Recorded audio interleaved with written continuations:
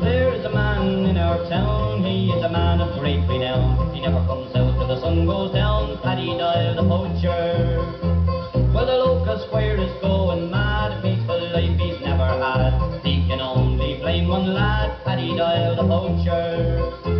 For snaring rabbits, gaffing salmon, stealing chickens, he's your man. Shooting deer and pheasants too, there's no better in Ireland. Well, a poacher's life is lots of fun, the girls they love him, everyone. He lives on his wits and he sells shotgun, Paddy Doyle the poacher. Well, the squire's age is 95 and nobody knows how he stays alive. He gets all his exercise chasing Doyle the poacher. For snaring rabbits, gaffing salmon, stealing chickens, he's your man. Shooting deer and pheasants too, there's no better in Ireland. Well, he seeks him here and he seeks him there, the squire seeks him everywhere. He's fly as a fox, fast as a hare, Paddy Doyle the poacher.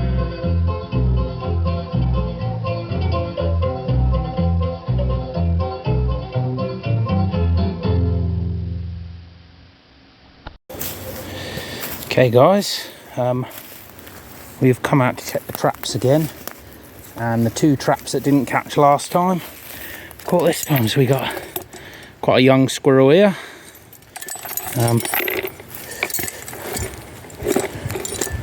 little male one, another squirrel here, as you can see, perfect head catch, another male one. So that is two females, two males. As you see, this one is this year's young one. Only a small thing, but every squirrel counts. So, you know, it really has shown the lethality of these traps. And, yeah, how well they catch them. I was going to pull these traps, if I'm honest. But I might just keep them running a little bit longer. The only thing I was worried about was, you know, there are, even though I've set these off quite far off the footpaths and they're, you know, relatively well hidden, you do get a lot of dog walkers in here. And the trouble being with the dog walkers is, you know, a lot of the time they do like to wander off the footpaths. They are quite nosy. And I have had traps previously, starting, as you can see, the flies are getting to them a bit. I have had traps previously stolen in the past where walkers have found them, and you know, they don't necessarily understand what they're for, what you're trying to do here. So you know, they'll just nick them. But yeah, so I'm probably gonna run them for a while longer. Like I say, you know, 4 squirrels really with minimum effort. Like I say, those other 2 traps that didn't catch, I didn't actually bother rebaiting them. I knew there'd still be, you know, a bit of peanut butter on the plates, which the majority of it has like washed off now. You know, that's not necessarily the squirrel getting hold of them.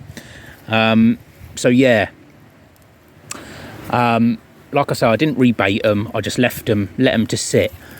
So sometimes with trapping, guys, you do have to be a little bit patient.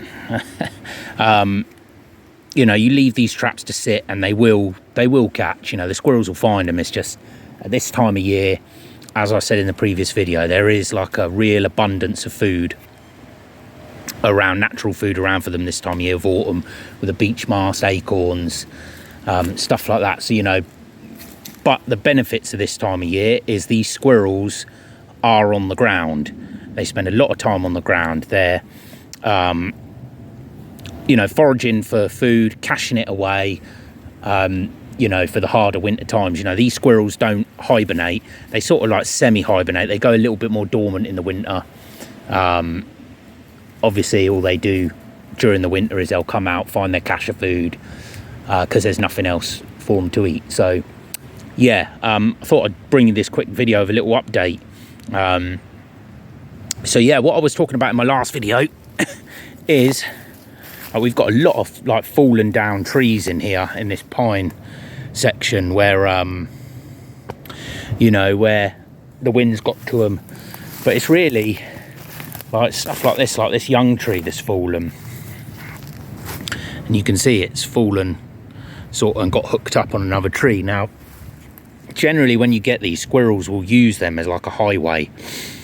Yeah, so it's really, if you want to snare squirrels, these are really the ones to snare them on. You know, we'll cut back all these sort of branches here that are in the way, and then what you really want to do is to get them interested sort of a week or two before you actually set your snares. Just spread all the way up as far as you can reach with peanut butter, you know, especially in the winter time when there's nothing else for them to eat. Here's another good one here, look. You know, squirrels will be using this, as I say, like a highway, you know, because it's just an easy way for them to get up to the treetops quickly. So, you know, what you do is, as you can see, this is a pine, so you can get peanut butter right in all the cracks here. And then what you do is every 2 foot or so, you'd set a snare sort of going up. And yeah, as the squirrels run along, as they get used to running up here, if they're not already doing that, but when they get used to running up because you're pre-baiting, you know, you'll catch them easy with snares. But again, I will do a video on it. But this wood, even though this is actually a piece of property owned by my family, so you know, I'm obviously allowed to do this and snare these squirrels. But because there's footpaths running through it, you know, obviously the general public are allowed to walk it. So, you know, squirrel snares are a little bit more obvious. But see, look, we've got 2 more here, or 3 more, and I've actually seen a squirrel running up this one the other day. So I know they use these.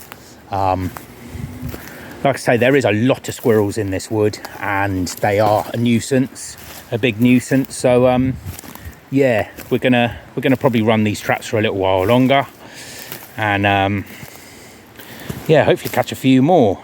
But these are going to ferret food. They probably got caught. I would say they got caught early this morning, because I checked these traps last night when I walked through. I walk in here every day and there was nothing in here then. So yeah, what we'll do is we'll yeah, attracting a lot of flies. You know, it's still warm this time of year, so you know you're going to have trouble with flies. I know a lot of people don't actually enjoy eating grey squirrel. Yeah, I actually eat grey squirrel. It's a really good meat. I think it's really underrated meat in this country.